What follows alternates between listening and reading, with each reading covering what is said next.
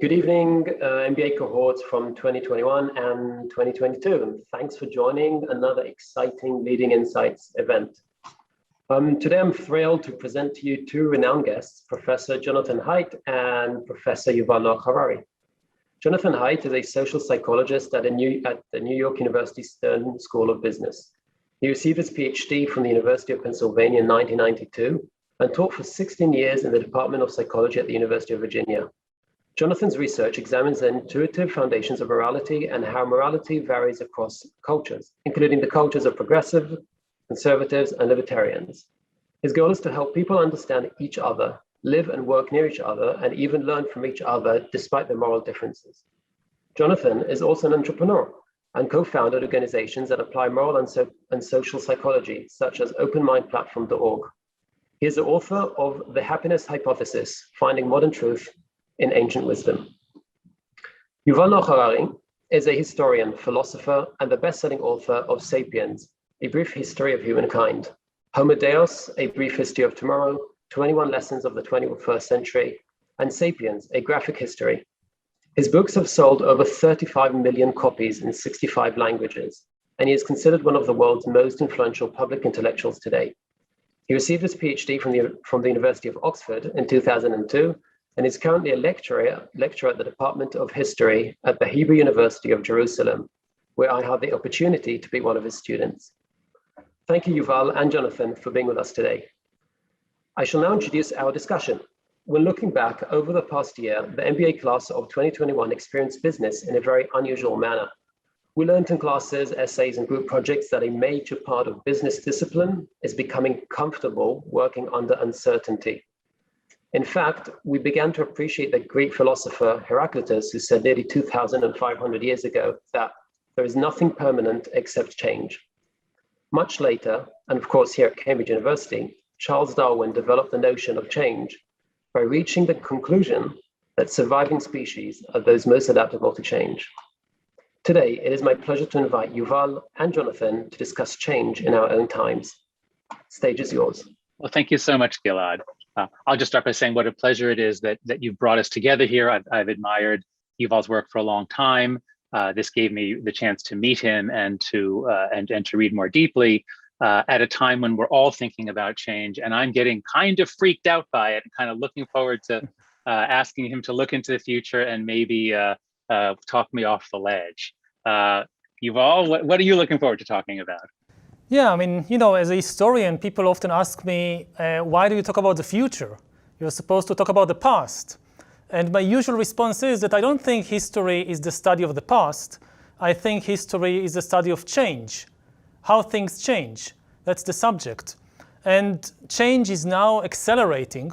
We are seeing more change, faster change than ever before. It's becoming also difficult to know what is new and what is old. I mean, some things that we think are very new, like fake news, have been with us always. Actually, as a medievalist, originally, I can tell you that fake news were a much, much worse problem in the Middle Ages than they are today. Whereas other things are really completely new. For instance, for the first time in history, it is now possible, or almost possible, to follow everybody all the time. This was, of course, a dream of tyrants and dictators from ancient times until the 20th century. It was never possible. Now it's possible, and it's a complete game changer. So these are some of the things that history can help us understand about our own life. Okay, so I teach in a business school. I think we recently redid all of our branding and everything about change. Celebrate it, use it, conquer it. Everything's supposed to be about change, and change is good. And we're going to teach our students to grab change.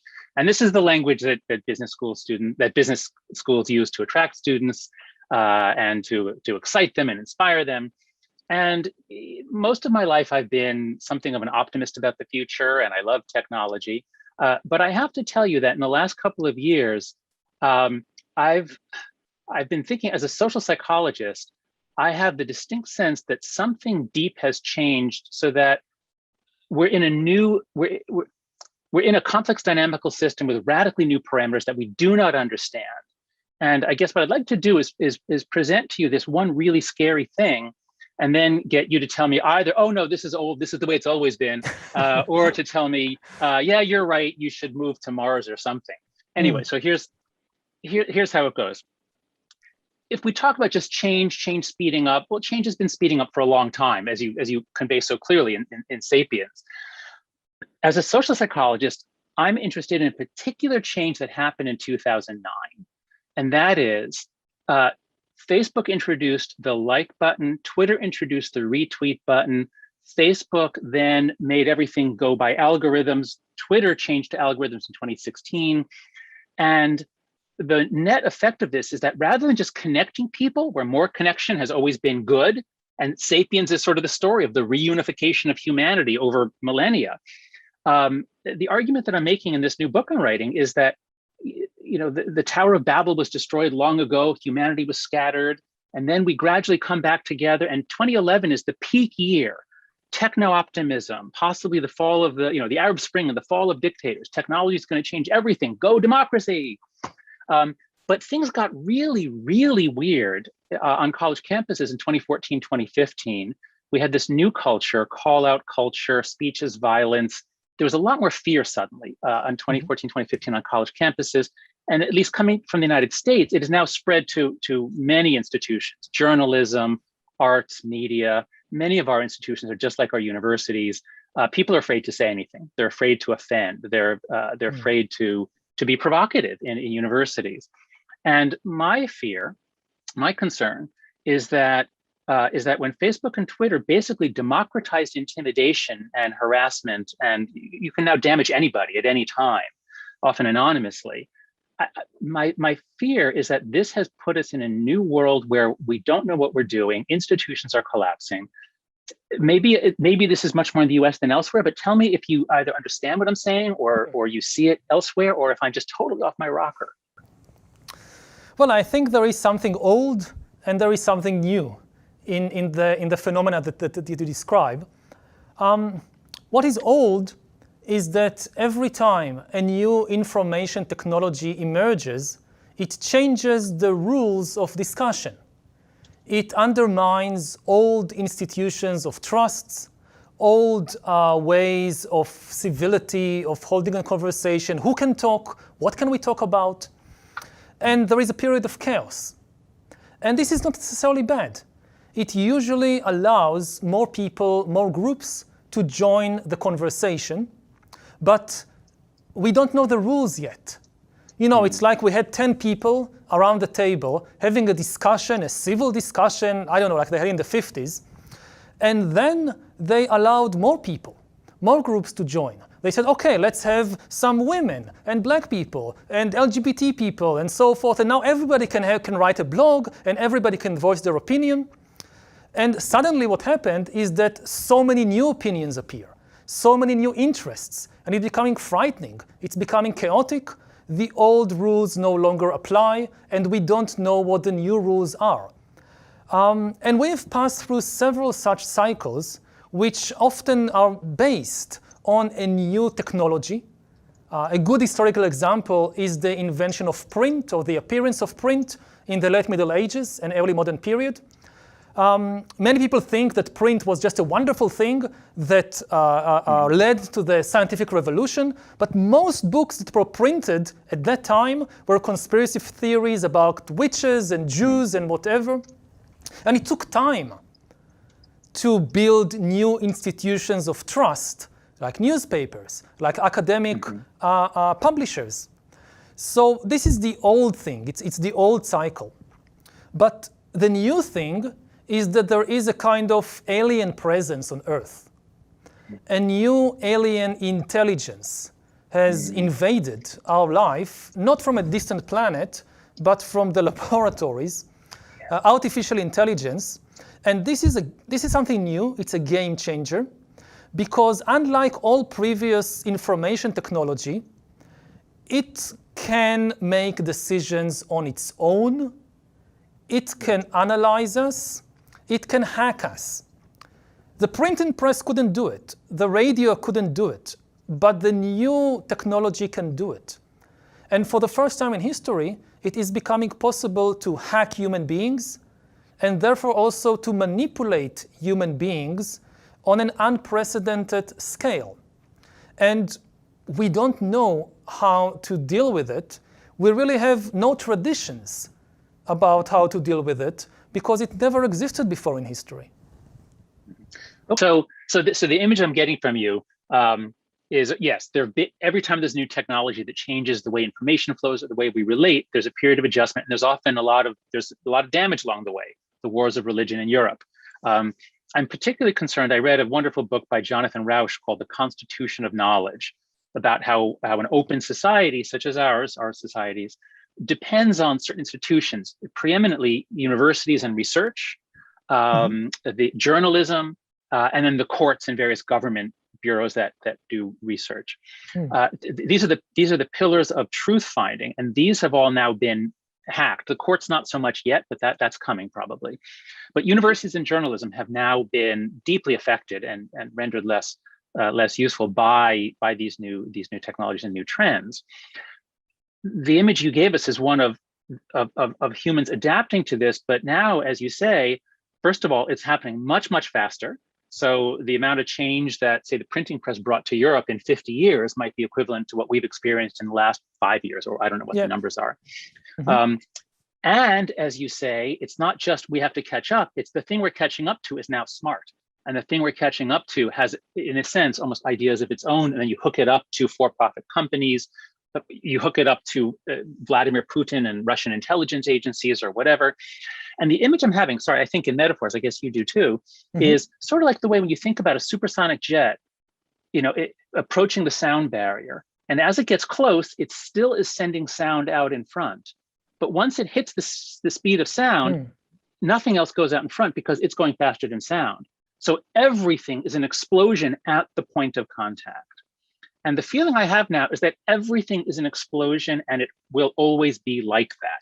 Please tell me I'm wrong, or that, what do you see? And have you gotten more optimistic or pessimistic about the future in the last year or two?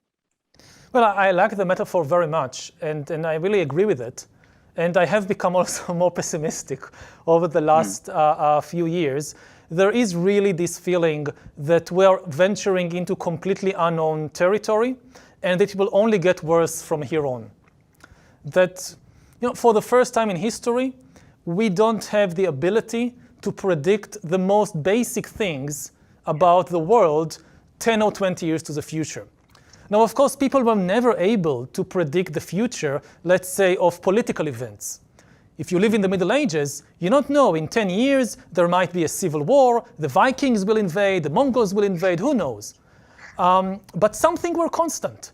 Like, if you live in the Middle Ages, you know perfectly well how the job market would look like in 20 years. It will still be agriculture. If you want to teach your kids a profession, so you teach them how to harvest wheat and how to ride the horse and cart and how to make a chair and whatever. And similarly, if you think about things like family structure or gender, this is not going to change in the next 20 years, as certainly the human body will be the same 20 years from now in the Middle Ages. Now this is no longer the case. Nobody has any idea, of course, what the political situation will be in 20 years, but we have no idea what the job market would look like. We don't know what the global economy would look like. We don't know what gender relations, what family structures would look like. And this also means that, most of the time in politics, for thousands of years, you had this tug of war between a more conservative camp that says, let's keep to our traditions, and if we have to make changes, let them be small and incremental, and a more progressive camp which wants faster change. Now it seems that the bottom is falling from below the conservative camp, and we are seeing really conservative parties around the world basically committing suicide, abandoning their key insights and their key values. For instance, as conservatives, they stop conserving institutions and start attacking institutions instead. And I think what is happening is that, to have conservatives, you need traditions to conserve. And that the basic insight is, we don't understand the world very well, So before we start creating these entire societies out of nothing, let's keep the structures that work and change slowly. But with things like AI or like social media, there are no traditions. And again, the pace of change is increasing. So the one thing that is certainly not going to work is just keep things as they are. Yeah, that makes a lot of sense. And that certainly fits with what's happening in the United States, where the Republican Party, which used to be a recognizably conservative party up through George W. Bush to some extent and Mitt Romney, there were conservative ideas. And I see no way to connect today's Republican Party or Donald Trump with Edmund Burke or with any of the great conservative thinkers who, as you say, were saying, slow down, let's not burn everything up. A lot of what we have is of value. Don't be so quick to change. And now, yes, there's just total disorientation. I think we're seeing this in populist movements around the world, more right-wing than left-wing, but perhaps left-wing too. So, okay, now that we have appropriately perhaps freaked out our audience, mostly business students, about the state of the world, the bright side is that it is a time of enormous opportunity because pretty much everything is open to change, and success is going to go to those who can see the opportunities, because nobody really knows what's coming in 5 or 10 years. You can look ahead just a little bit. And then how do you train yourself? How do you prepare for this world? So you spend a lot more time talking with CEOs and tech people, I think, than I do. What are you hearing from them? Or I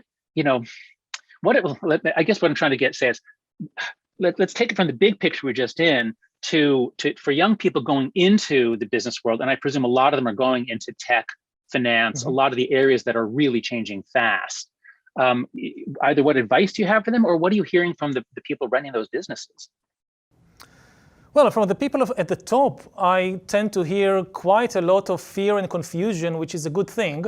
They realize that the kind of old idea, let's move fast and break things, they broke a lot of things, and they are becoming concerned themselves about the way that things are breaking and things are changing. They don't really know what to do about it. Their business models are not going in the right direction. We can talk more about that later. But when you talk to the younger people, I think the key question is, who are these people and where do they live? I don't think there is a single future for the whole of humanity or for the whole young generation. If you're an entrepreneur in one part of the world, you should learn to code.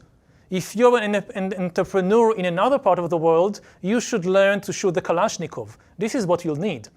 One of the fears of what is happening now in the world is that after decades in which you saw some level of societies closing the gaps between them, the gaps are reopening and are in danger of becoming bigger than ever. With the new revolutions, both political and economic, especially what is being done by AI and social media and automation, there will be winners and losers.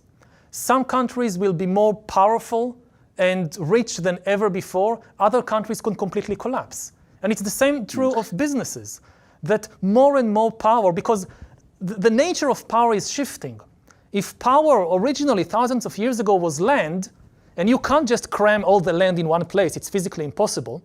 And then the main source of power was industry, machines, and workers, and you could cram more of that into small areas, but it was still limited. Now power is all about controlling data and the flow of data, and you can concentrate all the data in one place, which means that a few countries and a few corporations could corner all the power. Okay, but I just want to push you to be a little more precise on your claim that there's not a single future. So certainly, if you're living in rural China or most of sub-Saharan Africa, but not all, if you're cut off from the what I don't even know what to call it, but some of the people on the call here are in Brazil, some are in Europe. I'm in North America.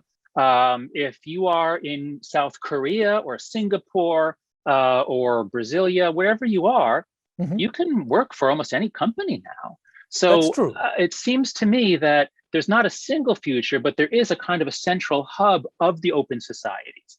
So of open societies that are connected, that have good internet, that have an elite educated stratum, that is, let's face it, most of us are more comfortable. I've never been to Tel Aviv or the capital of Estonia, but I probably would feel more at home there than I would in most parts of the United States. There is a kind of an emerging global elite in the open societies. And might it be correct to say that for them, there actually is a single future? We are actually all pretty much the same now. Now, that still excludes half or maybe 60 or 70% of humanity. But it's not a narrow slice. It's not just educated Americans and British people. It's now sort of the global educated elite. So you'd agree with that?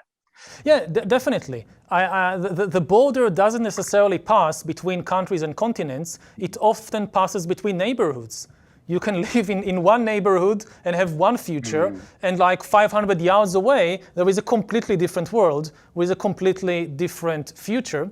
But even for the kind of for the winners, there is a danger of a kind of, again, winner takes all situation when there are fewer and fewer winners. When, for instance, a few corporations not only dominate their industry, but dominate all the industries. Like you used to think that there are companies that specialize, I don't know, in computers, and there is a completely different industry which deals with cars, and another industry with textiles. So if somebody kind of becomes the big chief of cars, the textile industry is safe. But this is no longer the case. Information becomes the key for all the industries. Even for the textile industry, the most important thing now is not the textile, it's not the machines making the shirt, it's not the workers of the machines, it's the information about the customers, about what they want, what they like, the next coming fashion, and so forth. So if you are at the head of the information economy of the world, you're also able to push all the competitors out of the textile industry. So you have this kind of concentration, which we have not seen before. And also, returning to the still geographical or national level, we might see a re-emergence of a new kind of imperialism or colonialism, as we saw in the 19th century and earlier, with new kinds of data colonies and data empires, that, the relationship between imperial hub and provinces in previous eras was that the provinces supply raw material and the imperial hub supplies the sophisticated technology. So Brazil provides rubber, but Detroit make the cars. Now, information and AI and data are the key. And we see an emergence of kind of data colonialism, where data is flowing from all over the world to just a very few places which produce the key technologies and send it back. And if you look at the big tech companies of the world, they all come now from just two places. It's either the USA or China. Right.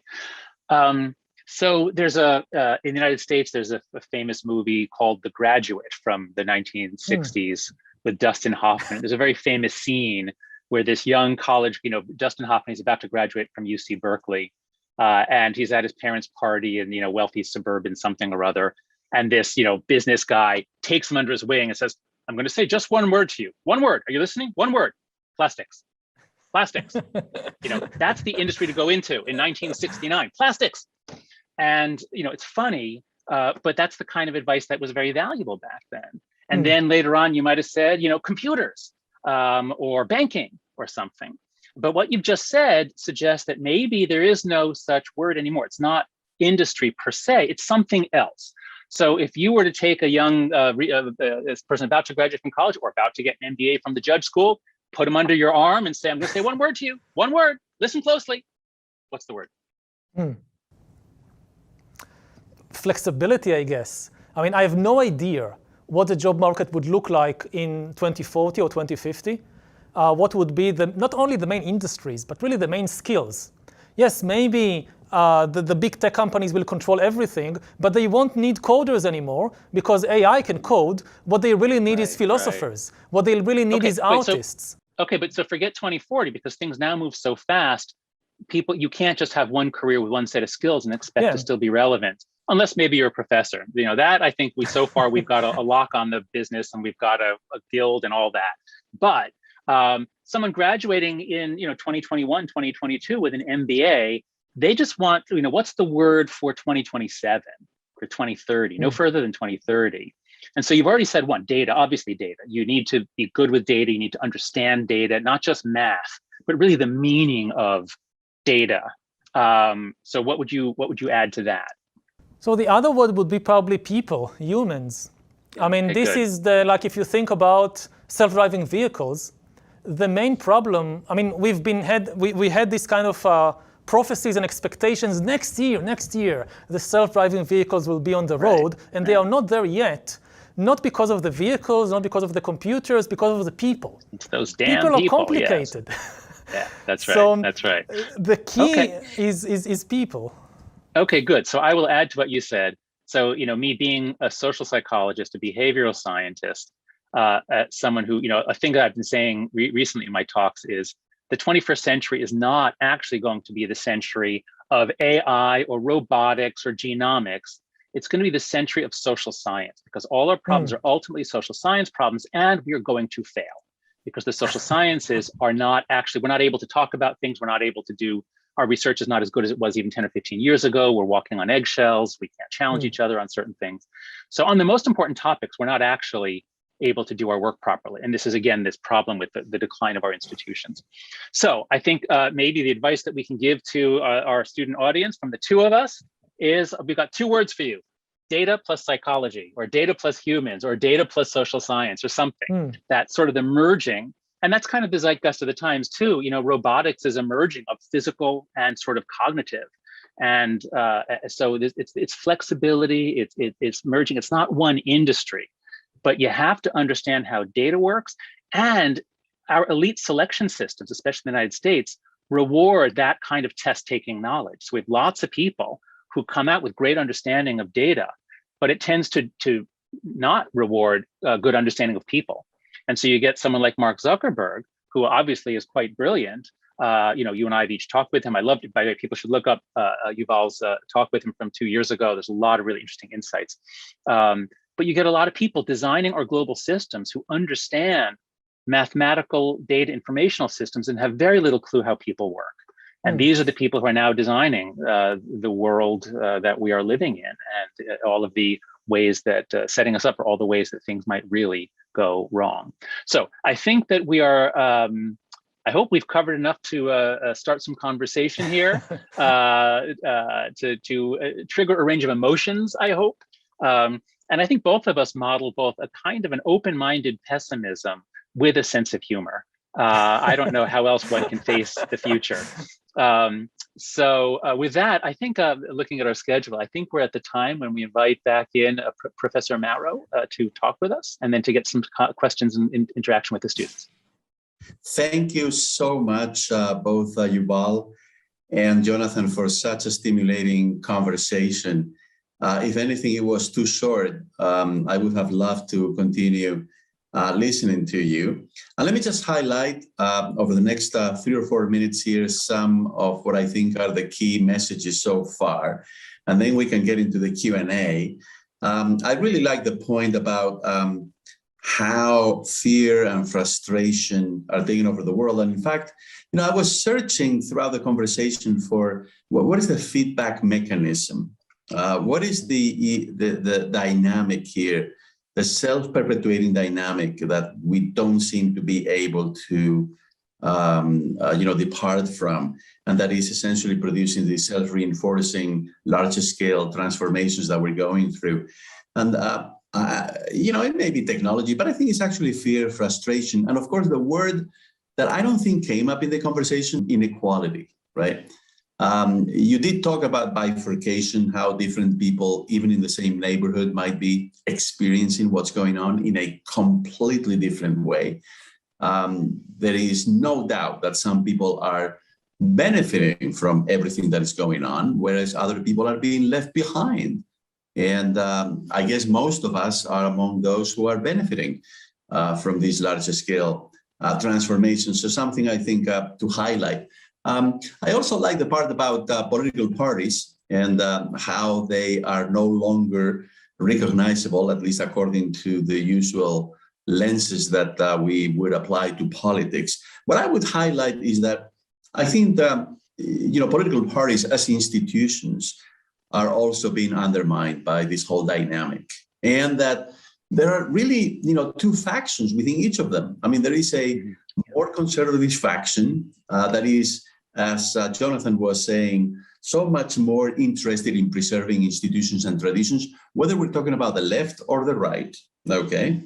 And then there's also another faction in parties, which is essentially, I would say, I think the best word is probably iconoclastic. And I guess that helps us also make a connection to the Middle Ages, or even before that, to Byzantium and everything else, Yuval. So maybe you want to comment on that if you have a chance later as a medievalist, when you start getting questions. Then a couple more things that I would like to highlight, maybe from my perspective. One is this whole thing about industry boundaries, right? So what is an industry? Is technologies, what's going on in the world now, undermining those boundaries, so that clothing and textile industry is no longer what it used to be, and the recipe for success in that line of work or line of business has clearly changed, which I completely agree with. Now, as a sociologist myself, obviously industries were to begin with categories that we came up with out of convenience. And they became reified through, I think, data gathering by governments, right? So governments started to gather data about the textile industry, right? To create censuses, for example. And that's how we came to essentially think about the economy as a collection of different kinds of industries. And of course, the boundaries separating those industries are completely blurred. I think the best example is automobiles. I mean, automobiles have become computers. Yeah. Even conventional automobiles with internal combustion engines, right, as opposed to electric vehicles, they have in excess of 120 microprocessors each, right? So it's really a different world in which I think a lot of these categories that we came up with in the 19th century have become utterly obsolete, right? And so this is a new world. Last point, data, information. I don't think the center of power in the economy is the repositories, the people or the companies who have information or store it or data, but it's rather, I think where the power is coming from now is from the ability to retrieve information, to circulate it, and of course to analyze it, right? Or analyze it and circulate it. That's where the power comes from. So you may not be the company or the organization or the individual who stores the information, but if you somehow have at your disposal the ability to retrieve it, to circulate it, to analyze it, I think that is a major source of power. But again, I offer this just as a footnote, because that was really my role here, to add maybe a footnote or two. And that's what I just did. So back to the organizers so that they can now handle the Q&A segment of this. And again, this was just such a treat. I think I will remember this evening here in the UK as being one of the most stimulating of my scholarly life. So thank you both. That's very kind of you. I'm serious. I'm absolutely serious. This was very stimulating. Thank you, Maron. It's a really honor for us. I'll pass on to a very exciting question we have here from Dream Tan. Thank you for your thoughtful, provoking sharing, Professor Harari and Professor Haidt. My name is Dream, a meditator in business school, also a big fan of Professor Harari. I also committed to Vipassana. I would like to hear from your insights for the mindful presence, living a conscious life. Should we resist or draw support from technology, like the brain-computer interface? Because personally, I'm alert to be controlled by technology, but the brain-computer interface was already used in some primary school for concentration in China. So I would like to hear from your insights. Well, I think I'm not against technology. It can do a lot of good. I think the key is to use technology for our purposes and not to be used by it for its purposes. And when it comes to things like meditation or spirituality more generally, we should start with the understanding that we don't understand our own minds. The people who build these technologies don't understand the human mind. So I would be careful about relying too much on technology in this field.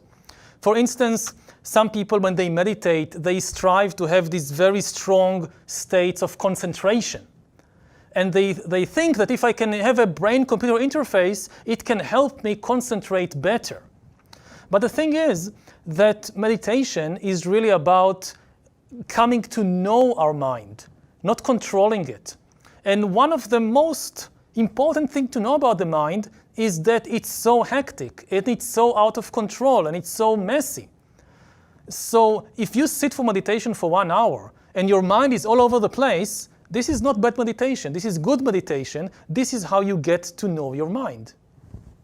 Jonathan, would you like to say anything about that? No, I have nothing to add. I am a failure at meditation. That's probably the wrong way to say it, but you know what I mean. Right. So the next question will come from me, and maybe is more aimed at you, but also to Yuval. So just recently, we've experienced one of I'd say the world's most impactful social media shutdowns, which is something that a few years ago we would think of it as, just might hit a bit of the news, but then these 7 hours were on the headlines, global news everywhere. And I wanted to ask, what do you think we are going through? Is this a global addiction to social media? Or is social media slowly becoming part of our nature and sort of an intrinsic thing we need to do, like nutrition or mental health? Mm-hmm. Yeah, so I've been studying this since 2015, when it became clear that that Gen Z, that is young people born 1996 and later, have terrible mental health, much higher rates of anxiety and depression. And it started in 2013. Very suddenly, in the US and the UK, sort of a hockey stick pattern of depression, anxiety, self-harm, and even suicide. So I've been wondering what has caused this disaster.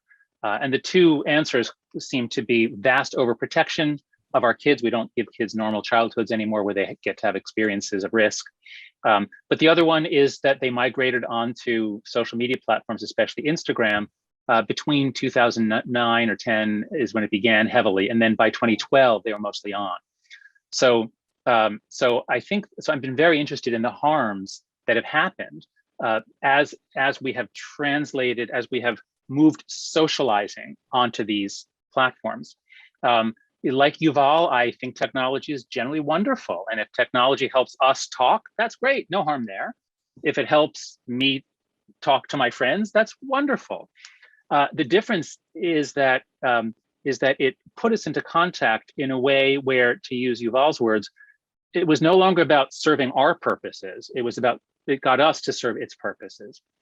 And the most harmful thing for kids, I think, is that it basically stuck a giant, it sort of stuck a giant data drill into their heads to suck out their attention, as James Williams puts it.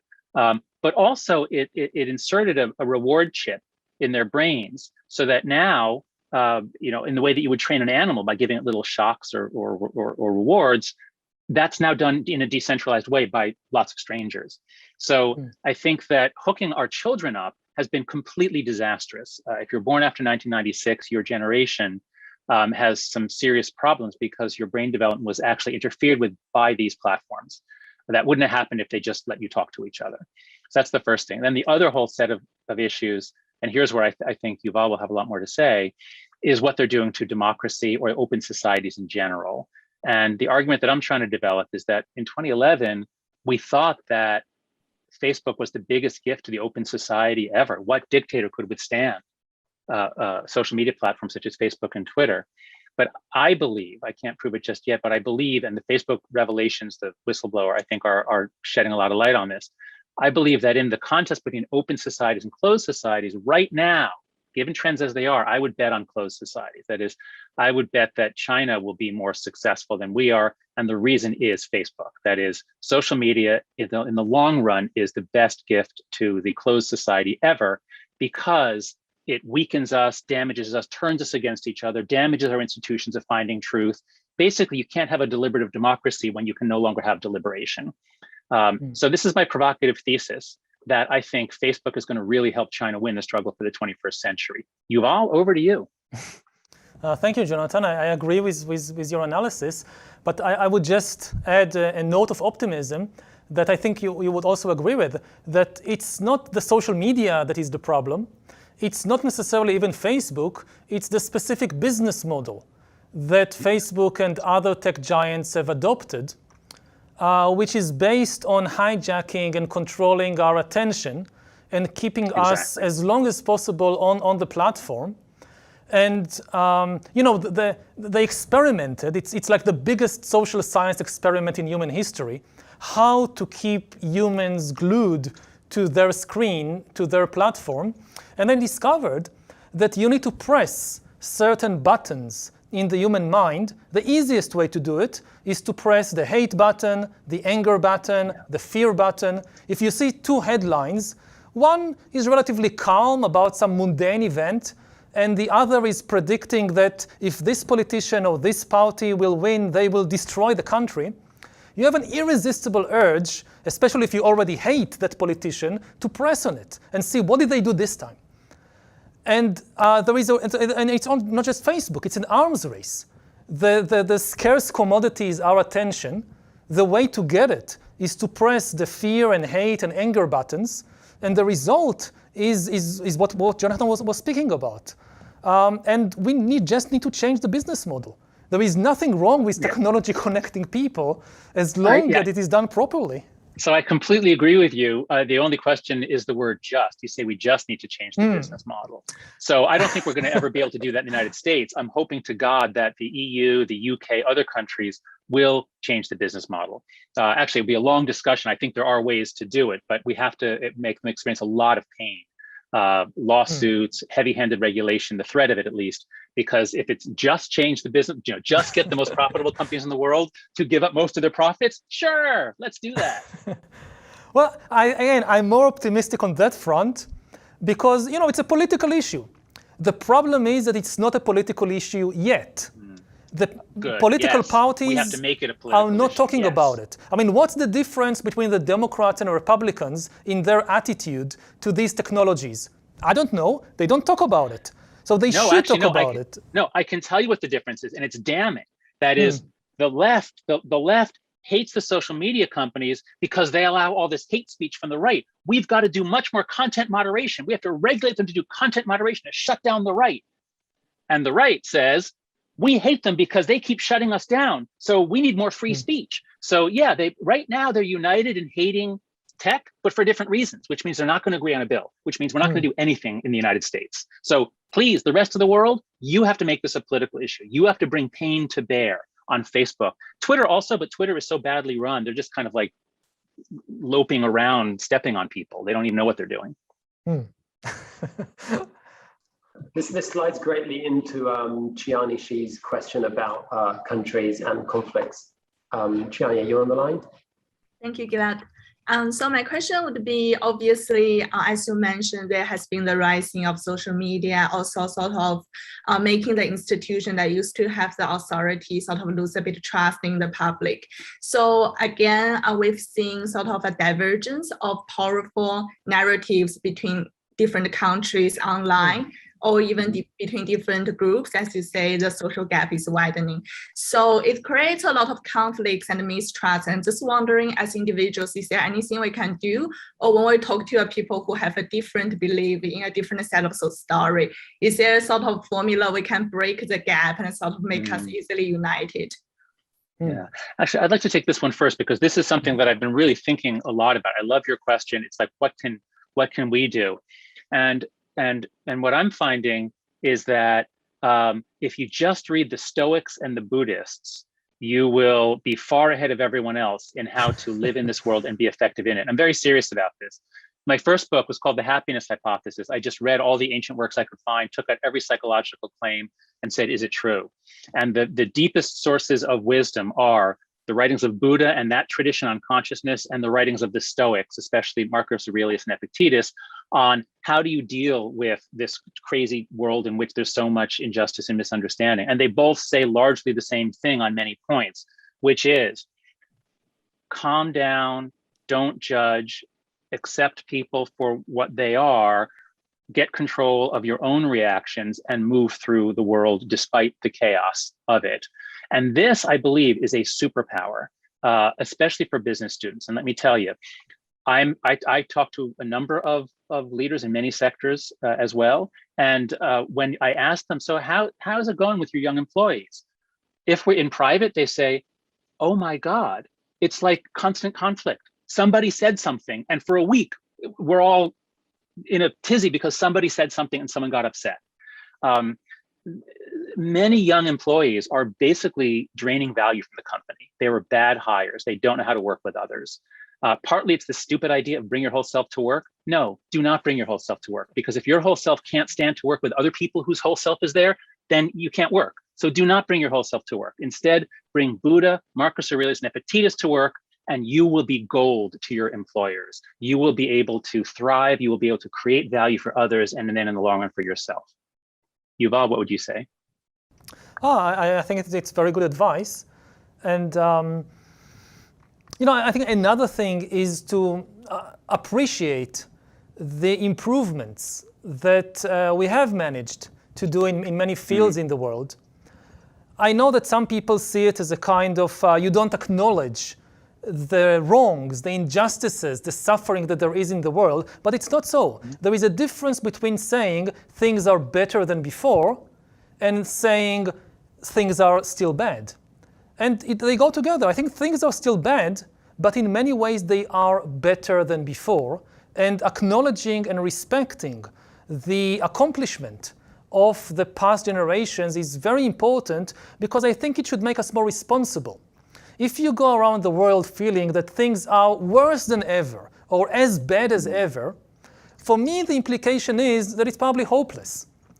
If thousands of years since Buddha and Marcus Aurelius, people tried to improve the world and failed, who do you think you are that you're going to succeed? It's probably impossible. Maybe there is some law of nature that says that the level of injustice is the same throughout history and there is nothing you can do. Yeah. When you realize, no, some things have improved. If you look at gender. So yes, we are very far from gender equality, but things are better than a century ago. Then this should not make us smug and complacent. This should make us responsible. It shows that the situation depends on our decisions, not on some law of nature, which means that we should strive even harder. That's right. And part of what has happened to us, I believe, is that while the trends are unbelievably positive, if you care about social justice, just about every trend is amazingly positive. But social media has immersed us in an intense world full of videos of horrible transgressions. And so the world is getting better, but what comes into our eyes tells us it's not, and we're wrong. Next question from Tim Babitza. Yeah, thank you very much. It's a true pleasure hear you both talking. I have a question about basically the topic that keeps us busy for the last two years. So COVID has changed our way of living, including our habits and attitudes towards states. States have gained, I think it's probably more interesting for you, Yuval, a strong role and increased their reach into also data privacy and control of their citizens in a sense. It's a twofold question. First question to Jonathan Haidt. From a psychological point of view, how much time is required for people to adapt to a new situation? And after which time do people stop questioning new habits and just fully adapt to them? And the second part of the question to you, Yuval, how can the COVID-19 crisis in history be a turning point or a turning point in our understanding of the role of the states for the next decades? Sure, so I'll take the first one briefly. People are amazingly adaptive. They can change very quickly to changing life circumstances. When you become a parent, your life changes radically. We adapt to that very quickly, most of us. The thing I would keep my eye on is we're much more sensitive. We're not very sensitive to absolute levels of anything. We're sensitive to how things change from before and how we are compared to others. So if everyone is going through the change together, we'll adapt very quickly because that's what everyone's doing. Whereas if I'm forced to change alone, that would be much harder. So I think it is quite amazing. We had the first global experience. You know, there was the Asian tsunami. There were a few things here and there, but those were brief.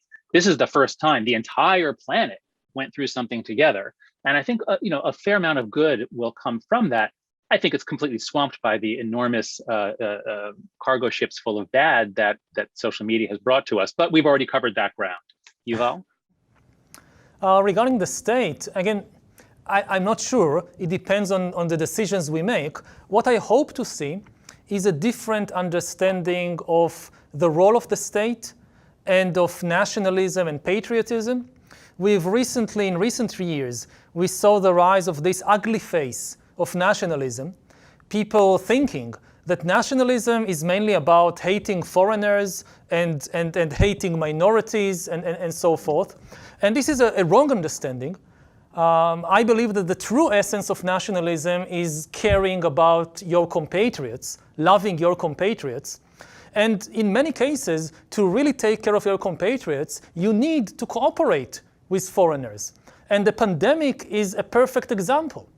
That if you really care about your compatriots, then you will unite with other countries, because there is no way to overcome a pandemic without such global cooperation. Even if you vaccinate all the people in your country, as long as the virus continues to spread in other countries, it will mutate, and maybe a new variant, even worse, will come back to your country.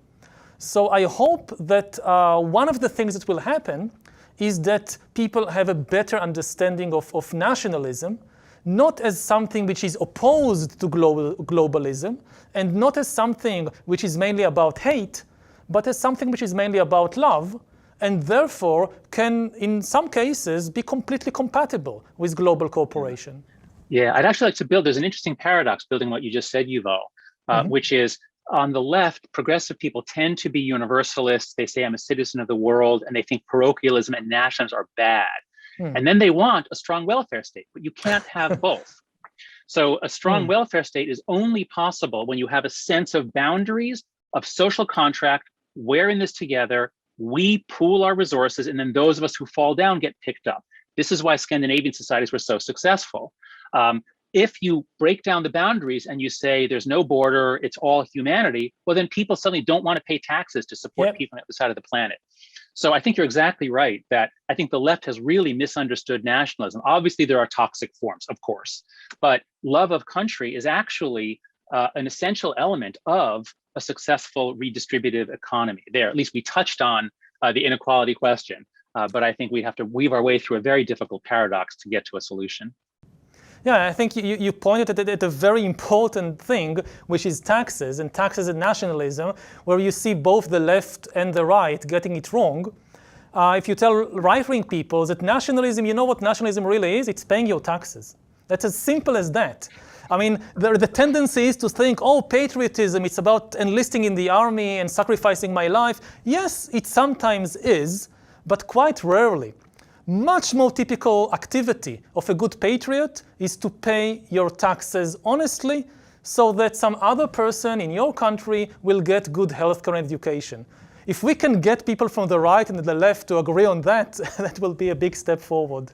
It would be a step forward. And it's not going to happen in my country. Maybe you can make it happen in Israel.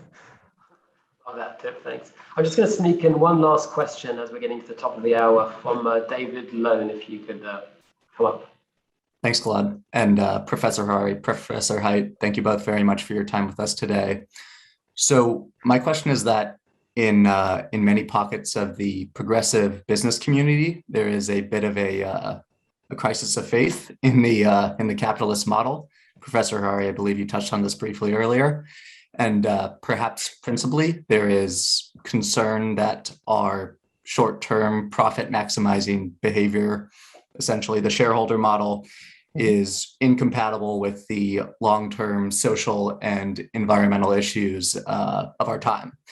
However, it is a tremendously daunting task to consider how to reform capitalism into a model that is guided by global, long-term social and sustainable value.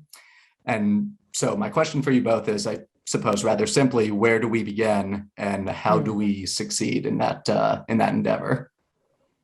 I want to hear Yuval first. Well, long term, we should try to reimagine a different system, a different set of values, because at least traditional capitalism has brought us so far, and we now see its limitations and the problem it's creating, but we don't have the time. It's just too difficult to change quickly enough the kind of core ideas and values of a civilization. Especially if you think about the ecological crisis, we'll have to deal with it with capitalism. It's too late to try something else.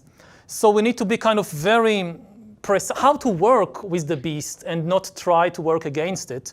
And I would suggest a number, 2%, that if we can get the system to invest 2% of global GDP in developing new eco-friendly technologies and building eco-friendly infrastructure, at least according to many of the experts, this should be enough. If it was 20%, forget it. It's never going to happen. But 2%, it's a big number of global GDP annually. But this is the kind of thing that the capitalist system and also politics is good at shifting. Politicians know how to shift 2% of resources from A to B. So we should focus on that. Okay, I would start off by saying that the idea that capitalism is bad or that we'll find another system is an impossible dream, and it would actually be a nightmare.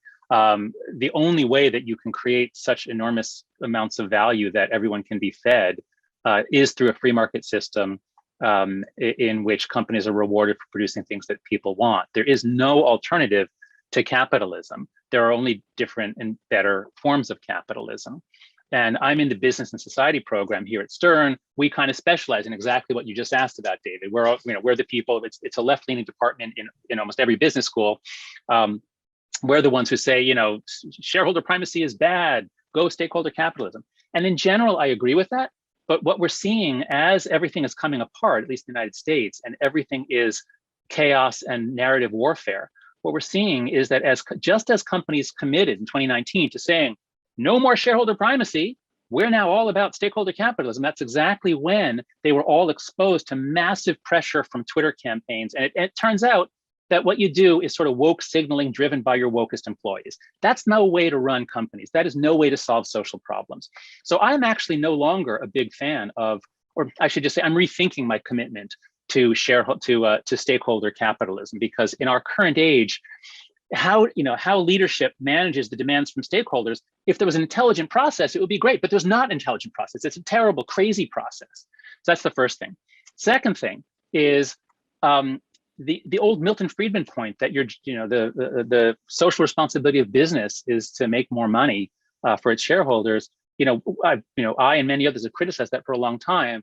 But I want to just put it in a positive light, just to be provocative, because it used to be the professors were supposed to be provocative before 2015, and I still do it sometimes. Actually, Yuval does too. But look at it this way. I once heard a philosopher say, a healthy capitalist economy is a game that you can only win by making other people better off. And the more I do that people want to pay me for, you've seen those graphs of GDP going up, you've seen the rising living standards. Now, obviously, right now we have market failures. And the fact that, oil companies can make more money by dumping things, that's an externality imposed on the rest of us. That has to stop. So I think what we can all agree with, left and right, is there are 4 major market failures. Asymmetric information, despoiling public goods, externalities.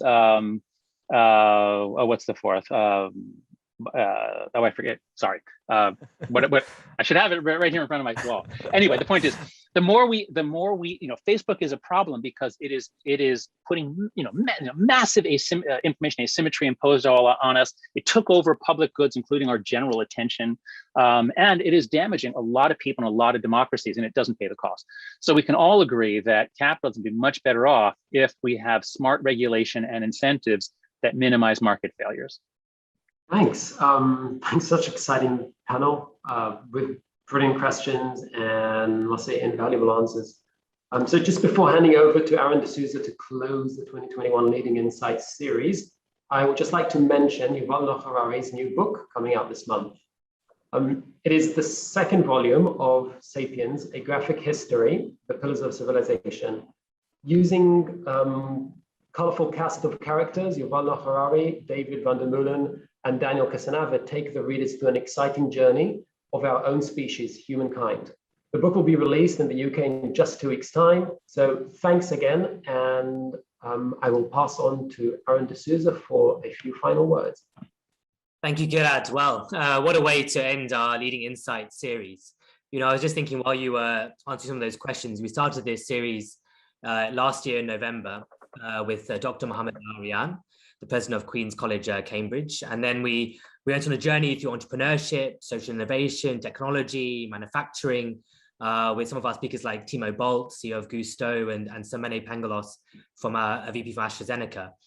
And, you know, for me, this discussion has been one of the most, you know, illuminating, most thought-provoking ones that we've had on this whole series. So it's an I absolutely love the hard questions being asked by Professor Haidt, and even better answers from Professor Harari. So thank you so much to both of you for really giving us a great ending to our series. A huge thanks to both Professor Haidt and Professor Harari. I'd also like to thank Harari's team, Jeko and the team from Cambridge Filmworks. A big shout out as well to the CGBS team for this session, Ellie Sparrow, Jane Kemp. Without your hard work behind the scenes, we really made it happen. And our support, of course, from our new Cambridge Judge Business School Dean, Mara Guilen. My friends here and MBA colleagues, Gilad Whale and Avi Zloty, without you guys, this would never have happened. So thank you so much. And of course, to Tim Belitzer, whose energy and enthusiasm with this series has really made it happen. And a really big final thanks to you guys, the audience, my fellow students, and of course the new cohort, because without you, without an audience, without people who are engaging with our series and giving us the good feedback and saying that this is what they wanted, we would not have done this. So thank you all so much. Thank you so much for attending all of our sessions. I hope you've enjoyed it. We might do something again in the future. Let's see what happens. But for now, thank you so much. Have a great evening. And once again, thank you to Professor Haidt, Professor Harari for such a great discussion. Thank you. Thank you. Thank you.